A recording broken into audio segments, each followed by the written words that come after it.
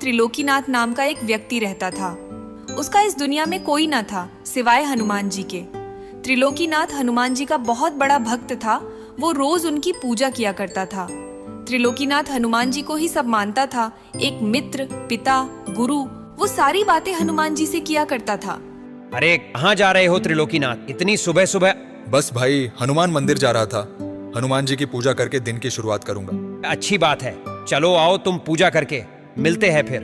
त्रिलोकीनाथ मंदिर पहुंचता है और मंदिर की साफ सफाई करने लगता है। हे प्रभु, कितनी धूल मिट्टी है, कोई सफाई करने वाला ही नहीं है। मैं ना रहूं तो ये मंदिर मंदिर ना लगे। और आप प्रभु इतने बड़े बड़े चमत्कार करते हैं, जरा सा चमत्कार यहाँ भी दिखा दो। लेकिन नहीं, आपको पता है ना कि त्रिलोकीनाथ आएगा और सफाई कर देगा। त्रिलोकीनाथ हनुमान जी से बातें करते करते मंदिर की सफाई कर देता है और फिर हनुमान जी का ध्यान लगाकर बैठ जाता है। तभी उसके ध्यान में हनुमान जी रस्सियों से बंधे हुए दिखाई देते हैं। त्रिलोकीनाथ, मुझे यहाँ से छुड़ाओ, मैं बंधा हुआ हूँ, निकालो मुझे यहाँ से। ये क्या है? हनुमान जी मुझसे मदद मांग रहे हैं। मैं भी ना कुछ भी सोचता हूँ।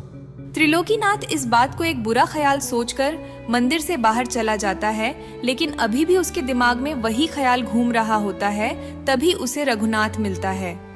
क्या हुआ भाई, मंदिर से पूजा करके आए, लेकिन लगता है मन को शांति नहीं मिली। दिमाग में कुछ उथल पुथल चल रही है क्या? हाँ भाई, क्या बताऊं। आज बजरंगबली का ध्यान कर रहा था तो मैंने एक दृश्य देखा कि हनुमान जी एक रस्सी में बंधे हुए हैं और मुझसे मदद मांग रहे हैं।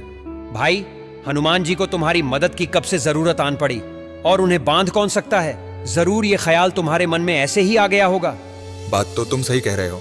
ये बोलकर त्रिलोकीनाथ वहाँ से अपने घर आ जाता है। संध्या होती है। सारी दिनचर्या खत्म होने के बाद त्रिलोकीनाथ खाना खाकर सो रहा होता है। त्रिलोकीनाथ को फिर से वही स्वप्न आता है। त्रिलोकीनाथ, मुझे यहाँ से छुड़ाओ, मैं बंधा हुआ हूँ, निकालो मुझे यहाँ से। आप कहाँ हो प्रभु? मैं मंदिर के पीछे आम के पेड़ में फंसा हुआ हूँ, मुझे यहाँ से निकालकर मंदिर में स्थापित करो। ये कैसा स्वप्न है? लगता है हनुमान जी स्वप्न के माध्यम से मुझसे कुछ कहना चाहते हैं। ये बात कल मुखिया जी के आगे रखनी पड़ेगी।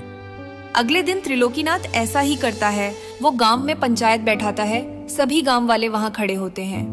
क्या हुआ त्रिलोकीनाथ, आज पंचायत क्यों जमा की है? बात थोड़ी गंभीर है मुखिया जी।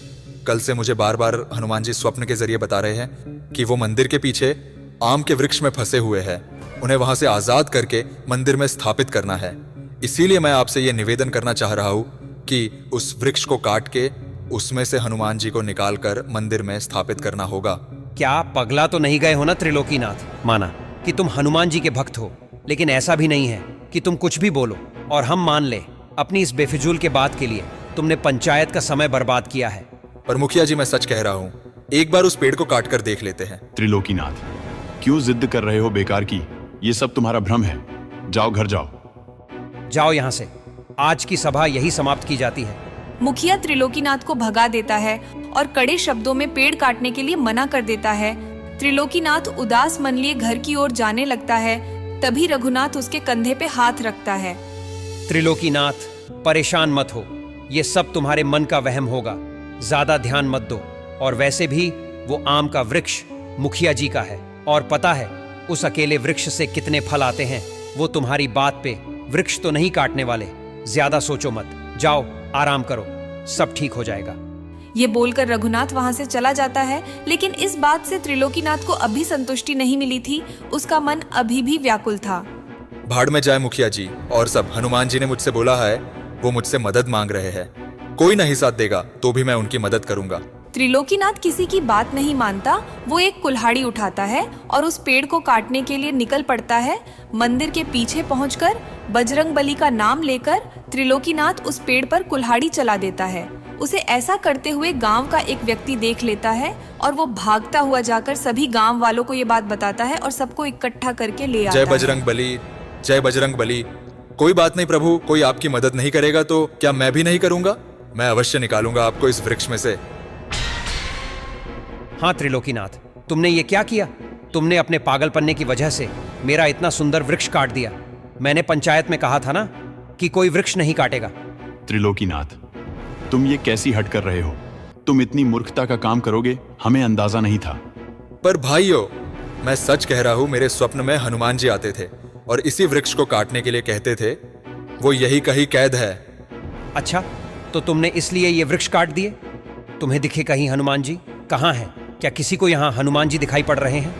त्रिलोकीनाथ, तुम्हें इसकी कीमत चुकानी पड़ेगी। ये बात चल ही रही होती है कि तभी हनुमान जी की एक सुंदर प्रतिमा उस वृक्ष के तने से प्रकट हो जाती है, जिसे देख सभी गांव वाले भौचक्का रह जाते हैं। किसी को अपनी आंखों पर विश्वास नहीं होता। वो सभी बजरंगबली की जय जय करने लगते हैं और सभी त्रिलोकीनाथ से माफी मांगते हैं। अब सभी गांव वाले पूरे सम्मान सहित वृक्ष से प्रकट हुई हनुमान जी की प्रतिमा को मंदिर में स्थापित कर देते हैं। तब से हनुमान जी की कृपा से पूरे गांव में सुख शांति छा जाती है और त्रिलोकीनाथ को गांव में एक अलग ही सम्मान मिलने लग जाता है। एक समय की बात है, द्वारिका नगरी में भगवान श्री कृष्ण अपनी रानी रुक्मणी और सत्यभामा के साथ वार्तालाप कर रहे थे। प्रभु, आपसे